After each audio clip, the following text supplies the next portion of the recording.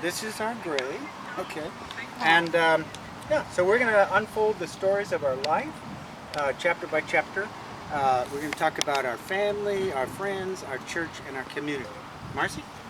Well, we were both born right here in Sublimity, and we're lifelong members of St. Boniface Church.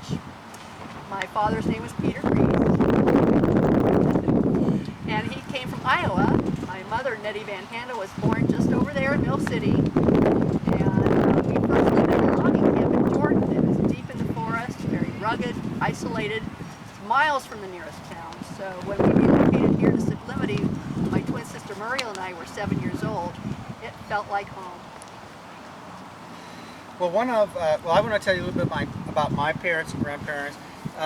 My grandparents were from Pennsylvania, Adam and Sabina Lulay. And this is a picture of my father, Joseph, and my mother, Clara Schmid. And her roots were pretty deep in Jordan. I would just want to share, of course, I went to Boniface Grade School, and we were neighbors on Broadway Street. And of course, I couldn't miss the red hair. I guess I should have walked you to school a few days on those board sidewalks, but I didn't ask. We're only 13. Next time. Well, thank goodness for those boardwalks, because our parents had to walk on those muddy roads. When I was a young child, I loved playing with my siblings. There were 7 of us. And we would spend hours using our imagination, just pretending to be in a wedding or a parade, sometimes even holding a funeral for a dead bird. One of my favorite memories, though, is when it hailed. Us kids would run outside and gather up the pellets of ice, and Dad would put them in the churn and make hand-cranked homemade ice cream. I don't know how many of you out there have grown up with homemade ice cream. It's such a treat. So, were you going to tell them anything else about dressing alike? Did you show them the picture? Not yet. Okay. Your turn. Well, When you were little. oh yeah, I remember when I was 5 years old. One of my earliest memories was being in an altar. And one Sunday I showed up because I didn't have shoes, didn't wear them in the summertime. But the priest said, "That's all right. I said, God made you." And that really served me well the rest of my life, because I knew that's all. Whether I was working for the church or the community. When I reached my teenage years, I became interested in sewing. There's a quilt I made behind you on the fence, and some of my dresses, pot holders, my old sewing machine. I became involved with the 4-H club with my twin sister, and it became an expression of the talents that God gave us. We enjoyed dressing alike all through school, and sometimes played pranks on friends, switching places until they caught on to the joke. Our parents took many photos of us in our matching outfits. There's some of them down here. And we finally quit dressing alike when we got married and had our own families. That was nice. Then I knew for sure who I was marrying, right? I wasn't always sure who I was dating. She wasn't the only one that had fun, though. Some of my friends, we were down at one of the restaurants and bars, and we saw this old guy who had a little too much to drink, so we decided to jack up his rear end axle, and then he jumped in his car, and we were around the corner watching him just go nowhere. Yeah, just think of the lies we see. Well, that was high school, of course. Some of my favorite time was working in woodshop. I made a number of things throughout my life, including this. And in woodshop, I learned how to draw things, create things, and it really served me well because we had 7 children, and it seemed like somebody always needed something built or added on. And that was my favorite thing to do, was to work with wood. I also liked to play baseball in high school, and then after high school, I played on the City of Sublimity team. We practiced out in Dirtfield, and that was a lot of fun. One time I struck out 17 batters. Can you believe that? Wow. That's quite a feat. I thought so. I didn't have an athletic bone in my body. I played a little basketball in high school, but I never even learned how to ride a bicycle. After graduation, I worked in the office at the Roaring River Logging Company over in Scio until I married the love of my life, Tyrone. I spent 2 years at St. Boniface and 2 years at Mount Angel Prep before I went into the military service. I joined the U.S. Air Corps when I was 19. Take a look at some of those pictures, if you would. So I trained to be a P-51 pilot, and this is the plane that I learned on. You can see it's not nearly as sleek as a P-51 Mustang. So the war was sort of concluding, and fortunately I didn't have to see any enemy action, but I know that our service was indispensable because we supplied and reinforced and supported the troops behind the lines and helped us to get victory over Germany. One of the trips home on a furlough, I asked Marcy if she would marry me, and she said yes.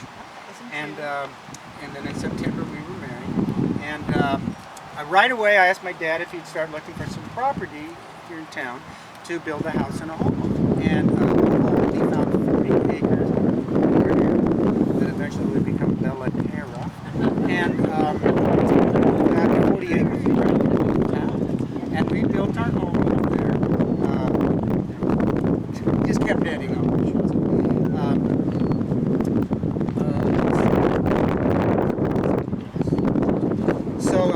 Anyway, after we got engaged and we bought all this land, I was conversing, writing it back and forth, and I was just 100% sure that he would do the right thing, and I didn't have any problem that he would buy us something that was just totally sight unseen.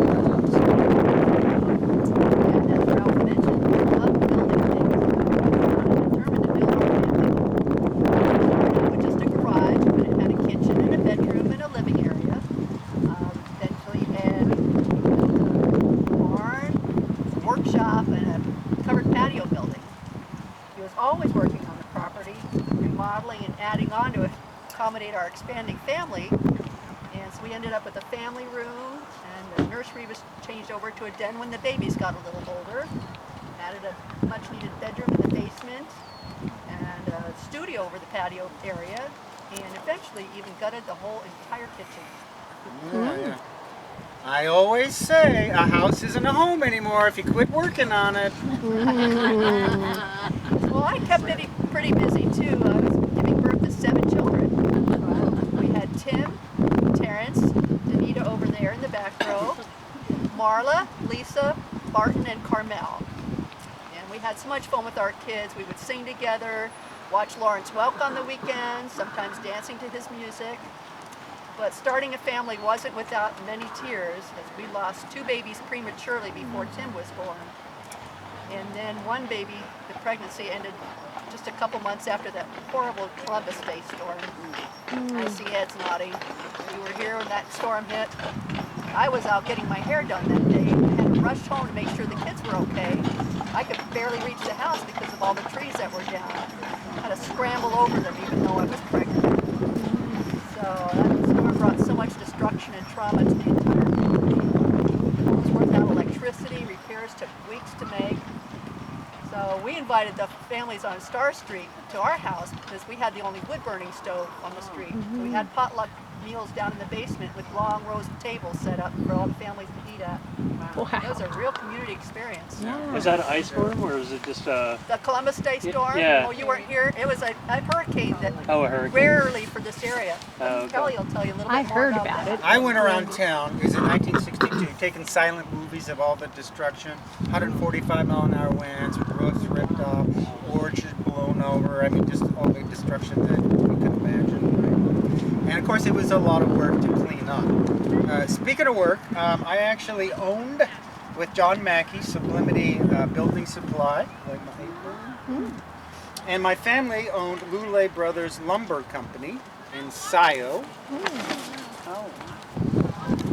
Big outfit. And I went on to work at Frank Lumber Company, and I retired there in 18. I also played golf. I was the president of the board of the San Diego Golf Course, and I was one of the many co-founders of Regis High School. But my proudest accomplishment was when I was on city council for 23 years. I was mayor for 14 supposedly. I'm 90, so I forget. Was it 14? Well, anyway, Sublimity had a gas problem back then. We needed natural gas. And so I got to be the person to turn on all the gas. And the other problem that we had is we didn't have a sewer system. So, one mayor solving 2 problems, okay? And I was, what was it I always say? I brought joy and relief to all the citizens. Well, despite all his accomplishments, Ralph really was a humble man. And I'm so proud of you, dear, for all your achievements. The St. Boniface Church was very important to us. He made time to sing in the men's choir at the church. And later in life, he took up oil painting. That was one of the first paintings he made there on the easel before he started taking lessons. And then there was one of the ones after lessons. He's quite the talent. Wow, yeah.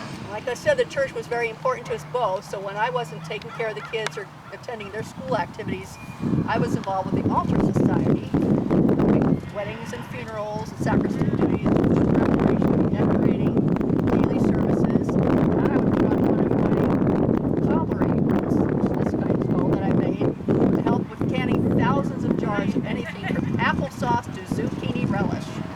In my spare time, when I was reading, sewing, talking on the phone to one of my sisters, I'd be attending one of the many family gatherings that we've had. Marcy is such a gem. Well, I honestly believe the purpose of our marriage was to show our love by serving each other. We knew we had to die to ourselves to become the best person we could be for each other.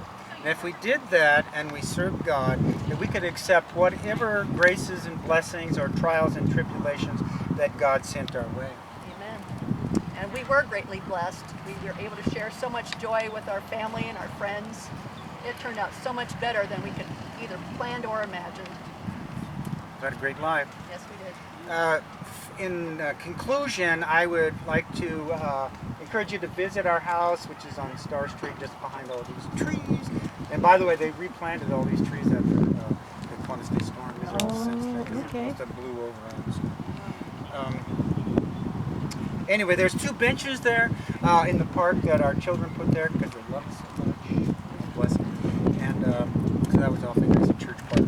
Well, I'm going to conclude with our favorite verse from 1 Corinthians 13:13. These things continue: faith, hope, and love.